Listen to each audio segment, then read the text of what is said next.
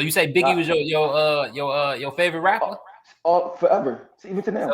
so you telling me when the East Coast and West Coast thing was going on, you was rolling with Big? That's what you telling? Yo, listen, let me tell you this crazy. Listen, I hated Tupac so much.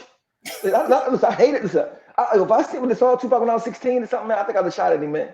I, I didn't start like understanding the pop greatness until I got older. It's like recently, like maybe 4 years ago.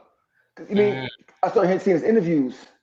He think just like me. We like the same person. Like that's about outspoken. Don't give a fuck nobody talking about God. Like the same, almost same everything. I'm like, damn. Only reason I didn't like him because Biggie was my favorite rapper. He's from the East Coast. I'm from Philly. I mean, and then that this was so crazy. That hit him up shit. I said, oh my god.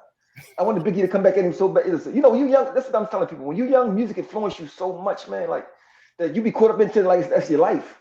yeah. Hey, That I shit was remember. like, I'm 39 years old, so I'm a little younger than you, but I remember that time, bro. And the thing is, with me, like coming from the Midwest, coming from Chicago, we get all the music. We gonna yeah. we got the Outkast from down south, the Scarfaces. Then we got the Tupac coming from the West. Then we got the Biggie, Jay-Z coming from the East. You know what I'm saying? So we loved all the music.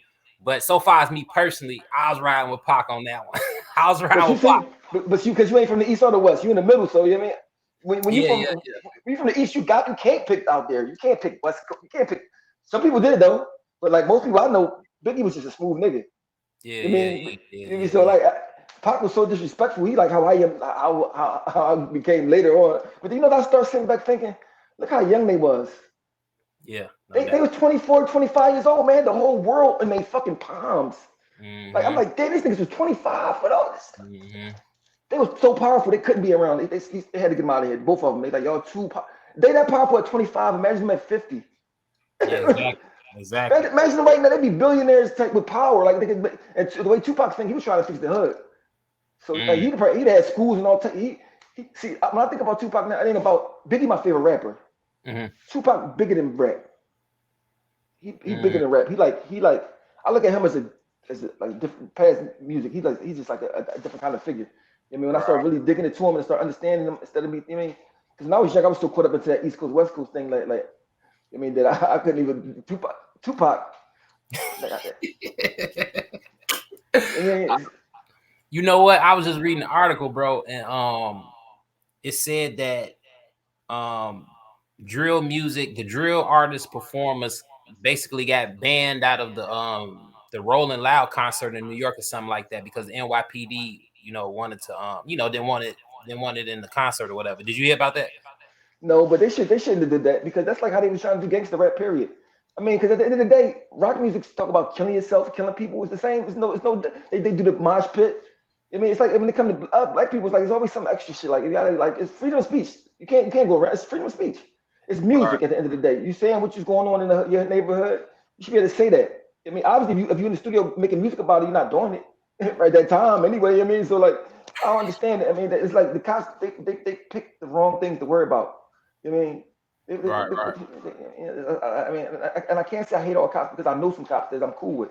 I mean, but for the majority, most cops is not they're not good. They people that got chips on their shoulder. Eat. Mind you, to be a cop only takes 6 months. Right. So you go 6 months into school, now you become somebody special. You think you're special, you can kill people, you can do whatever you want. To me, it's insane. I mean, so but at the same time, you don't have no win. So I used to tell my sons, listen, when cops pull you over, man, just unless you kill somebody, just go to jail, man. I mean, you'll get out. I mean, because these Yeah. motherfuckers will shoot you in the back for running, kill you and stuff. And I mean, and if a cop killed my son, it's like, man, listen, I gotta kill you. I don't give a fuck if you're a cop or not. Like, I mean, that's just. I mean, I forfeit my life for that. Like, I mean, because you don't get it. You've been an officer, don't give you the right to kill my son. Right, right. No, I definitely Without, understand you. I definitely I understand you. mean, With having that, that law enforcement behind you, you know what I'm saying? It definitely, puts police officers in the mind state that they can do whatever they want to do.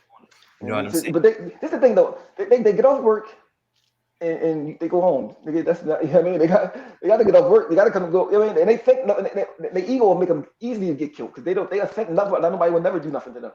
You Mm, know, like, nobody's not gonna do nothing to me. I mean, I remember what was one case that always stuck with me. Right? Or it was a cop. He was off duty. hmm Him and his girlfriend was both cops. Right? They send their son. The guy sent his son to the pizza store to get a pizza. He go get hmm the pizza. When the son get the pizza, somebody rob him. He come home, Dad, somebody robbed me. He said, what?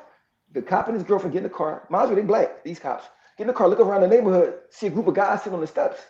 Yo, Mhm. y'all robbed somebody for a pizza? They're like, who are you talking about? We don't even know. What the fuck are you talking about? So the guy said, man, listen, I'll give you $20 for a pizza. He went up to get up to go in the house. Mind you, got his girl holding the baby on the porch. He get up to go in the house and give him $20 for the pizza. The cop shot him in his back. Pop, pop, pop, pop. Right? Mind you, they end up finding out who robbed the boys that robbed the guys wasn't them. They found out the people that did it. They got caught. Killed this boy on front of his girlfriend, in front of his baby. Nothing happened. No charges. No nothing. I mean, and that That's shit, I'm like, what the fuck?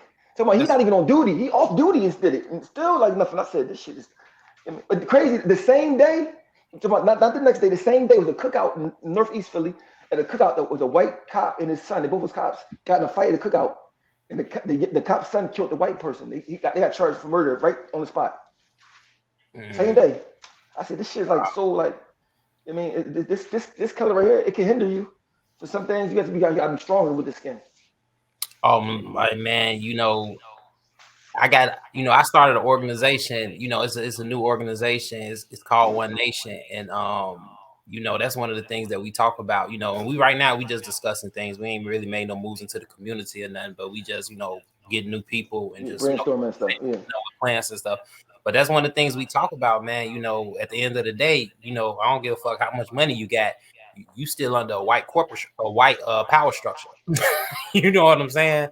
And then, once you just look at the numbers, you dealing with maybe like 50 to 60 million black people in America. Then you got like 250, close to 300 million white people in this country. You know what I'm saying? Not to turn this to No. See, this the crazy part. A lot of people don't know about me. Like, I read a lot, right?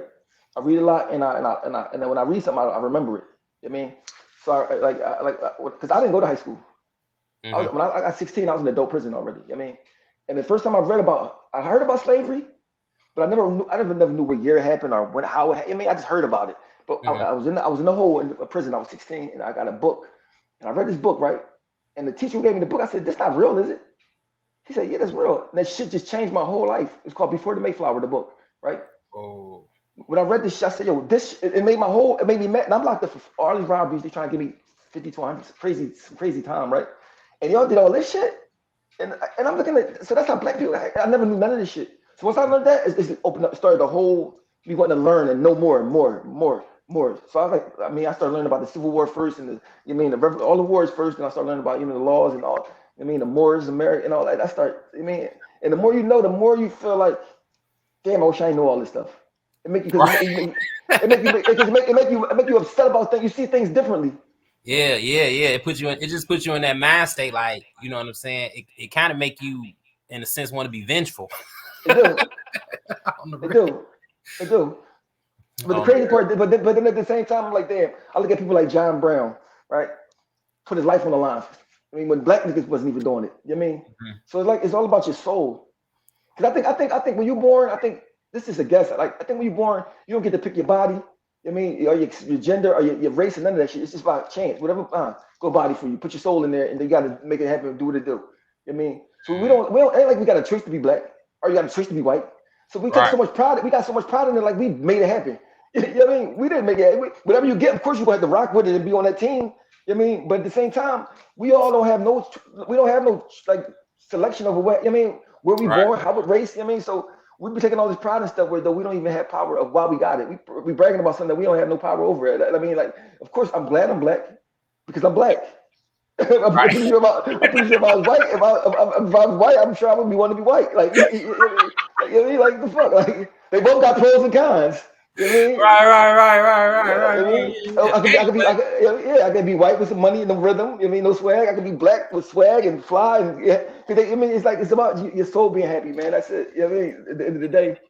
most definitely.